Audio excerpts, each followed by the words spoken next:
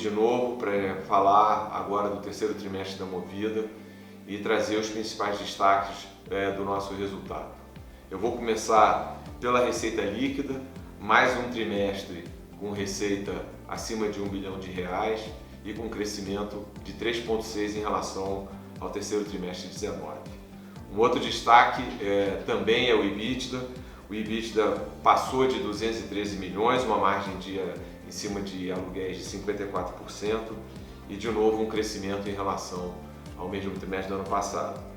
O lucro atingiu 37 milhões, isso aí é um avanço importante em relação à pandemia, né? Lembrando que nós fizemos uma série de ajustes e é 14 vezes maior do que o lucro que a gente registrou no segundo trimestre de 2020. Isso aí foi construído com vários destaques e vários recordes. Eu começo pelo RAC. O RAC atingiu uma taxa de ocupação de 83%, a mais alta que a companhia já reportou. O custo mensal por carro no RAC também foi outro destaque. Ele decresceu 22% na mesma comparação com o terceiro trimestre de 2019. No GTF, outro destaque.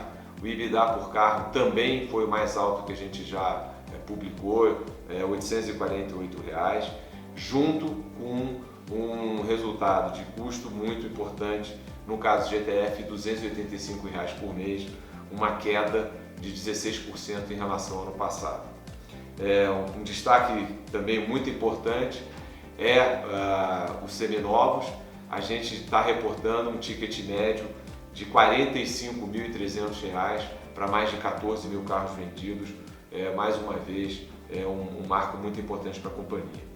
Quando a gente fala de frota, dois destaques. O primeiro deles é que nós, na base trimestral, nós crescemos 3 mil carros, ou seja, os 108.700, quase 109 mil, são 3 mil carros maior do que aquele número reportado no segundo trimestre, agora de 2020, depois da pandemia. E a gente traz também os números de outubro. Outubro também a gente mostra um novo crescimento de frota, vou falar um pouquinho disso mais à frente. Começando pelo RAC, a nossa receita líquida no trimestre alcançou R$ 270 milhões. Muito importante é que a gente retornou ao patamar de R$ 1.800 de receita mensal por carro, que a gente não conseguia de novo por conta da pandemia. O número de diárias também cresceu 3,6%, 4.300.000 diárias num trimestre. Isso aí num cenário onde, como eu já falei, a gente conseguiu reduzir o custo mensal em 22%. Vou falar um pouquinho do GTF e de novo a gente conseguiu mostrar um crescimento agora de 7% na comparação anual, com uma receita líquida total de 125 milhões. Eu faço o registro aqui que agora a gente já começa a trazer o nosso 0 quilômetro aqui dentro de GTF. A gente não abre o número, mas ele já está aqui e ajuda no crescimento. A receita média mensal por carro é mantida na faixa do 1.240, 1.250, importante num cenário de juros baixos.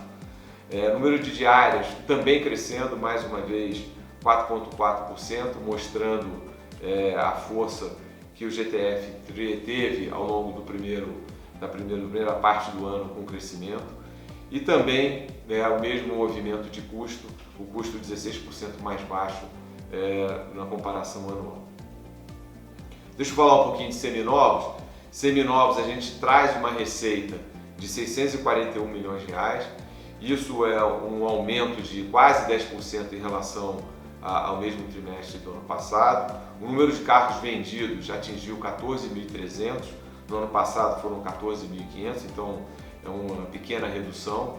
O número de lojas é praticamente estável, 67 lojas, mas eu reforço dois grandes destaques. O primeiro deles é o preço unitário, R$ 45.300, isso é um recorde para a gente, mais 13% em relação ao ano passado, e a margem bruta de 6,9%, que também é a mais alta que a companhia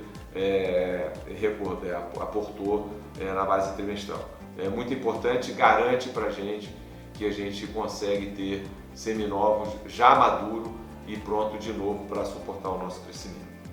Do ponto de vista da depreciação, a gente tem adotado uma postura de cautela, né? A gente, assim, hoje nós estamos mais animados aqui no Brasil com o que está acontecendo, mas a gente vê uma segunda onda de pandemia fora daqui, em especial na Europa, e aí faz com que a gente tenha algum cuidado na hora de mexer num número tão relevante. Então, a gente reporta, quando a gente fala dos últimos 12 meses, uma depreciação para o RAC de R$ 3.400 e para o GTF praticamente estável de R$ 4.200.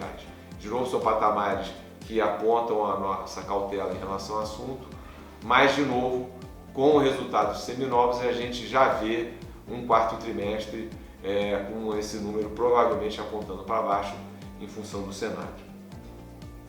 Para falar dos resultados, eu vou começar falando de EBITDA e de EBIT de cada uma das linhas de negócio.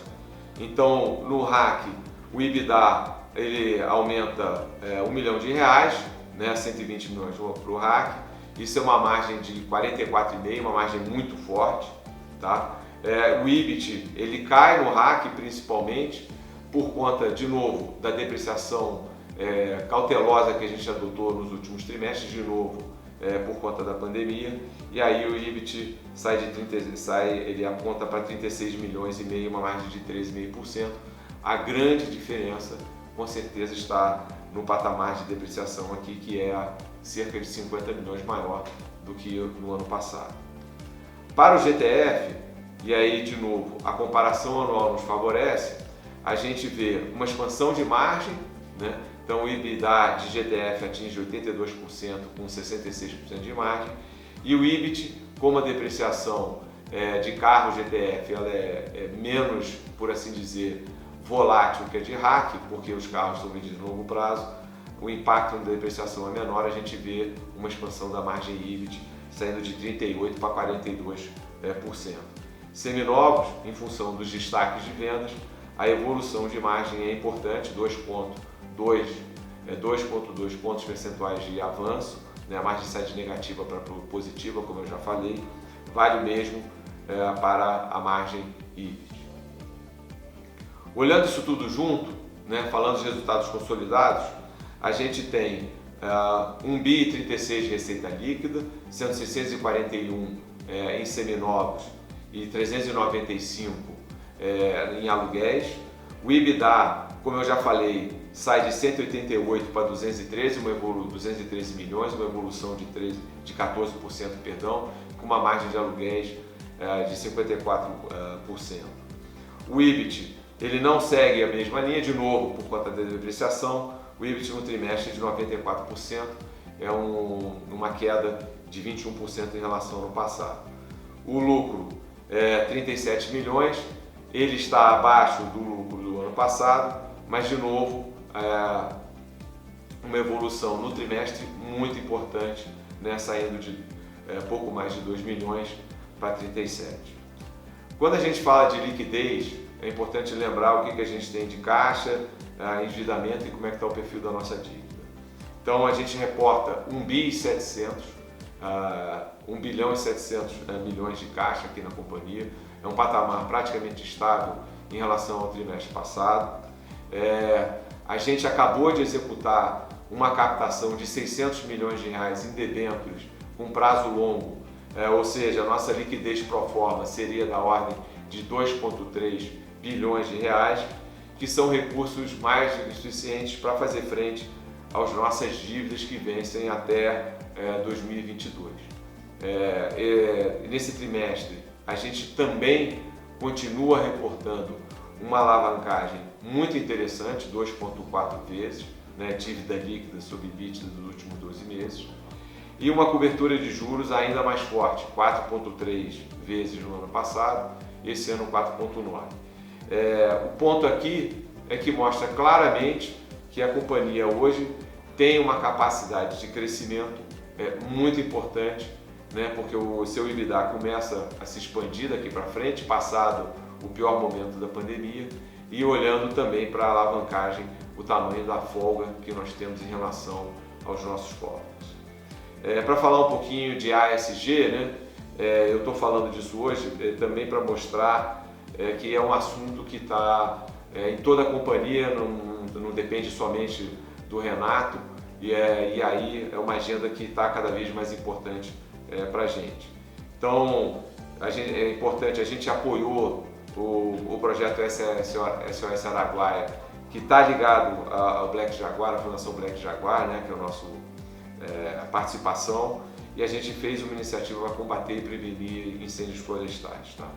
É importante a questão do anúncio recente do Nissan Leaf, a parceria que a gente anunciou com a Nissan de ter uma oferta de carro 100% elétrico, começando, né, pioneirismo, inovação de novo presente na nossa ação.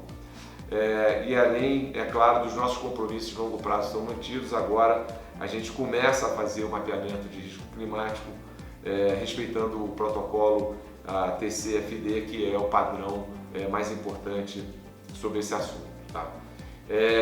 A gente sempre fala do nosso capital humano, né? Então nós treinamos já os nossos funcionários sobre a questão do desenvolvimento sustentável, ampliamos esse treinamento para a nossa base de fornecedores, mais de 8 mil fornecedores já foram capacitados sobre isso. Temos várias ações afirmativas relacionadas à idade, né? No caso, mais 50 anos, o que me inclui, e agora, no futuro próximo, vamos ter uma ação inclusiva também para 60 anos. E temos um papel importante, que é de ser um agente indutor de toda a nossa cadeia, né? E a gente tem feito vários treinamentos e vários projetos de incentivo a compras sustentáveis e a chamada economia circular, né? Aqui eu faço uma parada porque nós estamos trazendo também os dados prévios de outubro, né, de novo com o nosso compromisso de informar o mercado como é que as coisas têm andado durante e mesmo após a pandemia, para dar a visibilidade correta do que está acontecendo, né? Então, quando a gente fala de RAC, é uma evolução importante já em outubro, né? A gente tem uma evolução comparado à média do trimestre, no caso da receita de RAC, maior do que 20%, né? Então estamos falando de uma receita mensal de 109 milhões, né? Quando a gente fala de GTF, a gente está falando de um crescimento também importante. A gente sai de pouco menos de 42 milhões para um número perto de 44 milhões de receita mensal, um outro crescimento. Receita de aluguel crescendo em 2 dígitos, somando essas duas linhas. Seminovos, estamos reportando uma venda de 195 milhões, com aproximadamente 4 mil carros vendidos, pouco mais do que isso, mas já posicionando o mercado que o quarto tri normalmente o número de vendas é menor. No nosso caso, o destaque aqui é mais uma vez a evolução do ticket médio de seminovos, que garante a sustentabilidade, garante as margens da unidade mesmo num cenário onde as vendas são menores. Tá? Então, para falar de volume, né? O número de áreas cresceu em outubro em relação à média trimestral, quase 1 milhão e 600 mil diárias nesse mês, um crescimento de quase 10%, 9,6% para ser exato, em relação à média trimestral. A taxa de ocupação, novo recorde, 86%, né? E com uma diária média crescendo simultaneamente, também a gente sai de R$ 70 para 72, R$ 70 no terceiro tri para 72 agora em outubro. Tá? GTF também mostra crescimento, como eu falei, no número de diárias, a gente cresce pouco mais de 4%, a gente chega a 1 milhão e 70 mil diárias em GTF.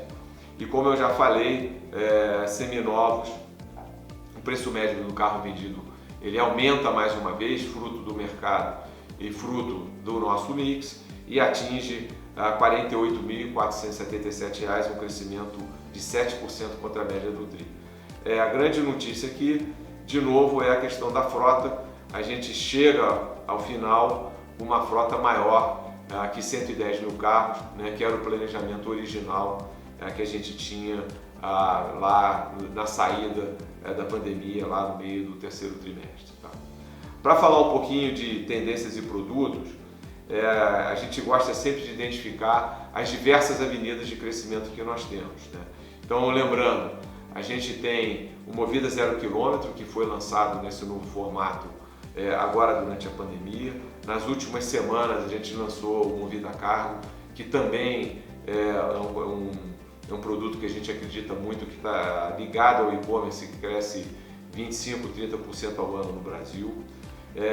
Os produtos mensais, eles estão ganhando força, né? E aí agora, importante a questão de a volta do lazer, a mobilidade urbana retomando os patamares anteriores, né? Motoristas de aplicativo cada vez mais presentes de novo na nossa base e um claro foco na questão de pequenas e médias empresas com células digitais, tanto no RAC, que já existe há mais de 2 anos, como agora em GTF também a partir da pandemia.